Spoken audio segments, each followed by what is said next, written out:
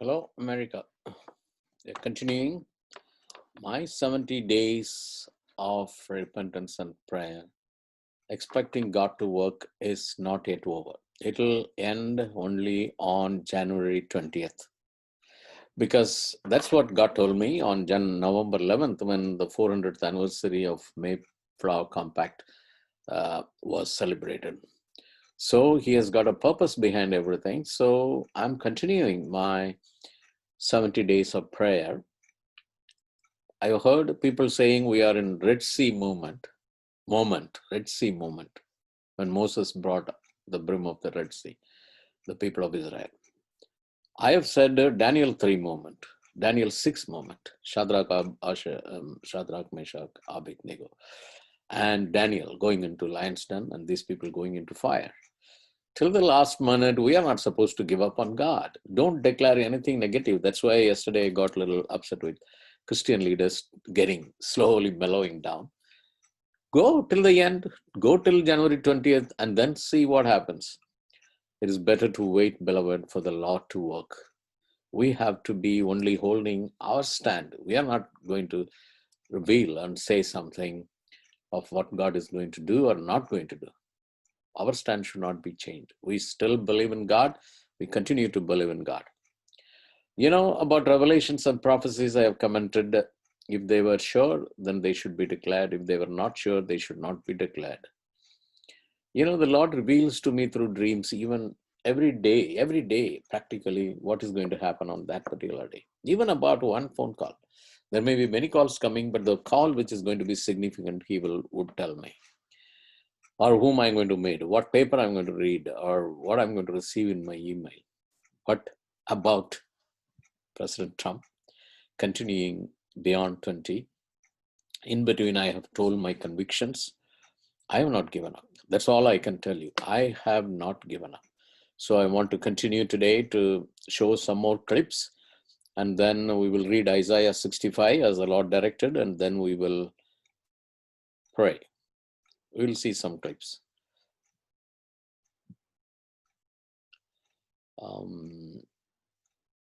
Yes, we go.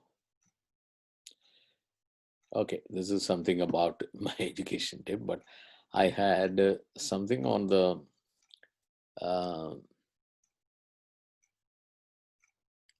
something on that, but let me go into this.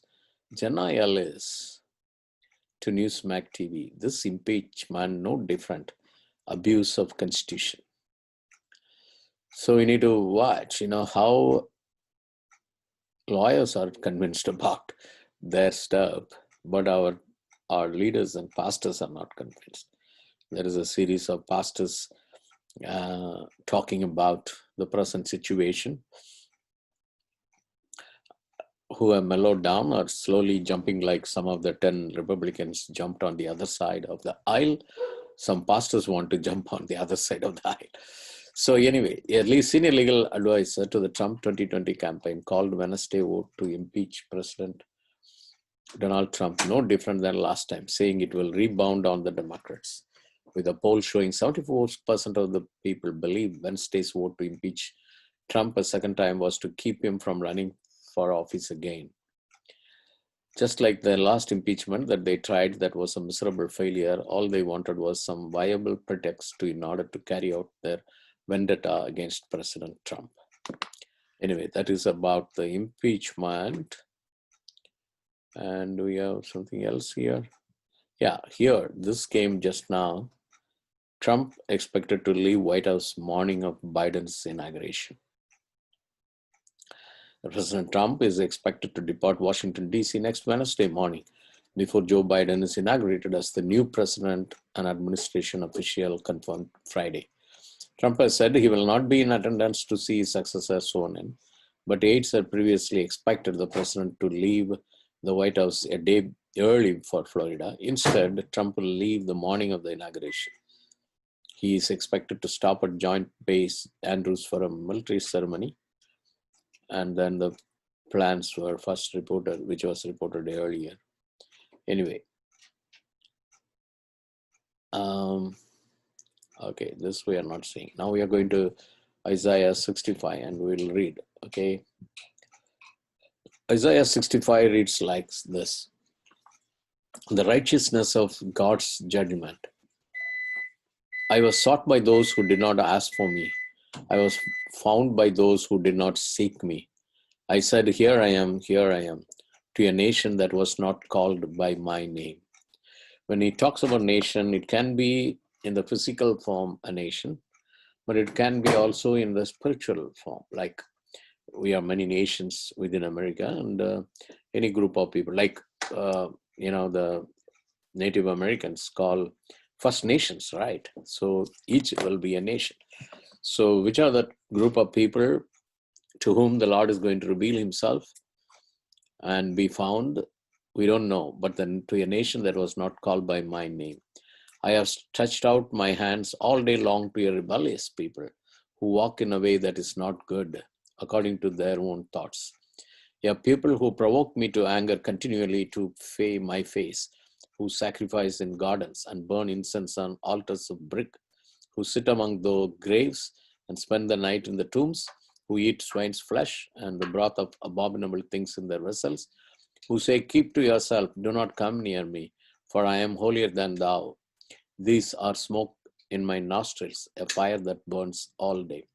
So, beloved, we need to be careful. Sometimes these verses might be addressed to the so-called churches that have been going through the COVID or have been living for 400 years in this nation, and brought about some of these things into their churches. So do we belong to that kind, or are we going to have are we going to be the people or the nation who seeking God for his intervention into the church life and into the nation's life?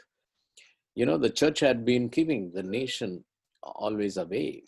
My basic belief of church and state, which of course came only 14 years ago. Church and state should not have been separated at all. Church always should have had the upper role. State should be down. But whereas now, when the state is acting in a funny way, the church is even giving up. That's what I said in the introduction of today. So listen to this. Church and state should not be separate. Church should be above state, is separately told me in the different channels in my recordings. Behold, it is written before me, I will not keep silence, but will repay, even repay into their bosom. Your iniquities and the iniquities of your fathers together, says the Lord, who have burned incense on the mountains and blasphemed me on the hills. Therefore, I will measure their former work into their bosom. As the new wine is found in the cluster, and one says, do not destroy it, for a blessing is in it, so will I do for my servant's sake, that I may not destroy them all. Note these two lines carefully. So will I do for my servant's sake, that I may not destroy them all. God doesn't want to destroy his servants. We, his servants, are precious at his sight. That's why the servants should not have a double standard in their life. I appreciate some 2 or 3 channels are still holding on into confessing what they believe about President Trump. I'll bring forth descendants from Jacob and from Judah on an heir of my mountains. My elect shall inherit it, and my servant shall dwell there. See my servants again. Sharon shall be a fold of flocks, and the valley of Achor a place for herds to lie down, and for my people who have sought me. But you are those who forsake the Lord, who forget my holy mountain, who prepare a table for Gad, who furnish a drink offering for many. Therefore I will number you for the sword, and you shall all bow down to the slaughter, because when I called you did not answer, when I spoke you did not hear, but did evil before my eyes and chose that in which I do not delight. So the church is again and again failing, beloved. Even in this case of today, these 70 days, church is now about to fail. So the Lord's word would once again come and say, I am seeking anyone, few, just a few, are they standing with me? The big influential church leaders have to rethink on this. But you, behold, my servant shall eat, but you shall be hungry. My servant shall drink, you shall be thirsty. My servant shall rejoice, you shall be ashamed. My servant shall sing for joy of heart. You shall cry, but sorrow of heart, and wail for grief of spirit. You shall leave your name as a curse to my chosen, for the Lord God will slay you, and call his servants by another name, so that he who blesses himself in the earth shall bless himself in the God of truth. He who swears in the earth shall swear by the God of truth, because the former troubles are forgotten, because they are hidden from my eyes. Behold, I create new heavens and a new earth. It's a wonderful promise of the glorious new creation, right? So God is seeking so that he creates new heaven and new earth, and the former shall not be remembered or come to mind, but be glad and rejoice forever in what I create. For behold, I create Jerusalem as a rejoicing, and her people a joy. I will rejoice in Jerusalem and joy in my people. The voice of my weeping shall no longer be heard in her, nor the voice of crying. No more shall an infant from there live by but a few days, nor an old man who has not fulfilled his days. For the child shall die 100 years old, but the sinner being 100 years old shall be accursed. They shall build houses and inhabit them. They shall plant vineyards and eat their fruit. They shall not build and another inhabit. They shall not plant and another eat. But as the days of a tree, so shall be the days of my people, and my elect shall long enjoy the work of their hands.